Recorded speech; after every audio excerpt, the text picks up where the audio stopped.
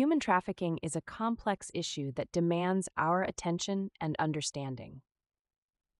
This episode serves as a companion to Therapy Training's course on the subject, designed specifically for mental health professionals, counselors, and therapists. You'll gain a concise overview of the course's key points and discover additional insights to enrich your practice. So, what can you expect to learn in this episode? We'll explore the different forms of human trafficking, how to identify potential victims, and the unique vulnerabilities that survivors face. We'll delve into trauma-informed approaches for assessing and interviewing survivors, and we'll discuss therapeutic interventions tailored to their needs. Additionally, we'll tackle some common misconceptions surrounding human trafficking and highlight the importance of interdisciplinary collaboration. By the end of our time together, you'll have a clearer understanding of how to approach this sensitive issue in your practice. Let's kick things off by understanding what human trafficking really is. At its core, human trafficking is a crime that involves the exploitation of individuals through force, fraud, or coercion. It's important to recognize that trafficking can take various forms, including sex trafficking, labor trafficking, and child trafficking. The World Health Organization estimates that millions of people are trafficked each year, making it a global crisis that impacts communities everywhere. This is not just a problem in distant countries, it can happen right in our own neighborhoods. One of the first objectives of the course is to help you recognize the signs and prevalence of human trafficking. The course emphasizes that awareness is crucial.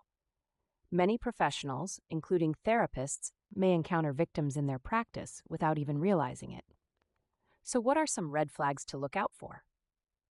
Victims may exhibit signs of physical abuse, have fear or anxiety when discussing their situation, or show a lack of control over their personal belongings or living situation. They might also avoid eye contact or appear overly submissive. Understanding these signs can make a significant difference in how we approach our clients. Now, you might be wondering, what are the unique vulnerabilities of survivors? Survivors of human trafficking often have complex trauma histories and may struggle with mental health issues like PTSD, depression, and anxiety. They might also face stigma and a lack of support from their communities. As mental health professionals, it's essential to create a safe and trusting environment that encourages disclosure. This is where trauma-informed care comes into play. In this course, we learn to conduct trauma-informed assessments, which prioritize the psychological and emotional well-being of survivors. It's not just about gathering information. It's about creating a space where survivors feel safe to share their experiences. So, how do we do this? First, we approach our clients with sensitivity and empathy. We validate their feelings and experiences, allowing them to set the pace of the conversation. This builds trust, which is crucial for effective therapy. Let's talk a little more about trauma-informed interviews. The course provides practical strategies for conducting these interviews. For example, using open-ended questions can help survivors share their stories in their own words, allowing us to gather vital information without making them feel pressured. It's also important to be aware of nonverbal cues. A survivor's body language can often tell us just as much as their words. Now, when we consider therapeutic interventions for survivors of human trafficking, it's essential to address their unique needs. Each survivor will have different experiences and backgrounds, which means that a one-size-fits-all approach won't work. The course emphasizes the importance of creating individualized treatment plans. This might include trauma-focused therapy, cognitive behavioral therapy, or even art therapy, depending on what resonates with the survivor.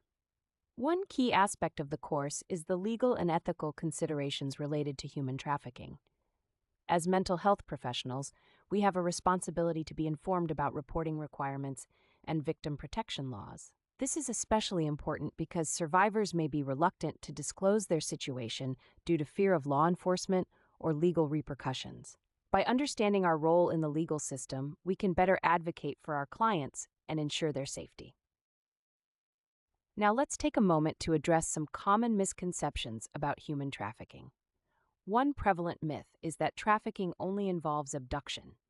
In reality, many victims are lured into trafficking situations through manipulation or false promises. They may believe they're entering legitimate job opportunities or relationships only to find themselves trapped. Another misconception is that trafficking is a problem only for women and girls.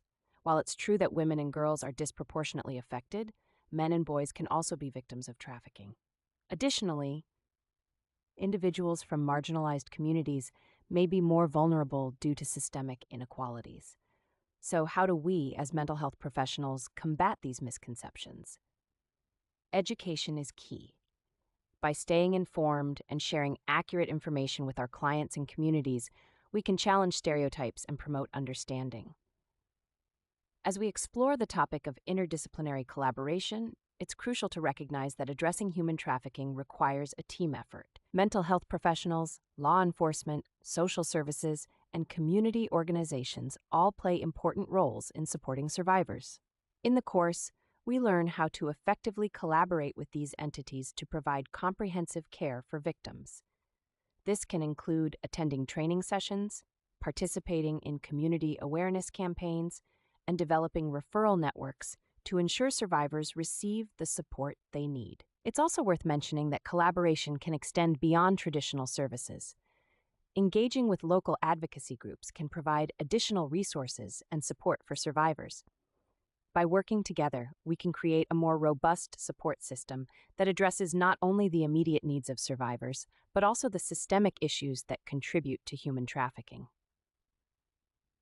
As we approach the conclusion of this episode, let's reflect on the profound impact we can have as mental health professionals.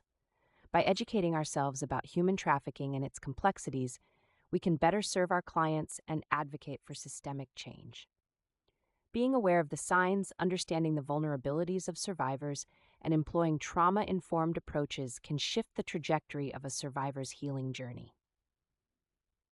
In closing, I encourage you to take the insights shared today and apply them to your practice. Consider the ways you can foster an environment that supports survivors of human trafficking. Stay curious, keep learning, and don't hesitate to reach out for further training or resources. If you want to dive deeper into this topic, I highly recommend checking out Therapy Training's course on human trafficking at therapytrainings.com. There, you'll find a wealth of information designed to empower you as a mental health professional. Thank you for joining me today. Together, we can make a difference in the lives of those affected by human trafficking. Until next time, take care and keep advocating for those who need it most.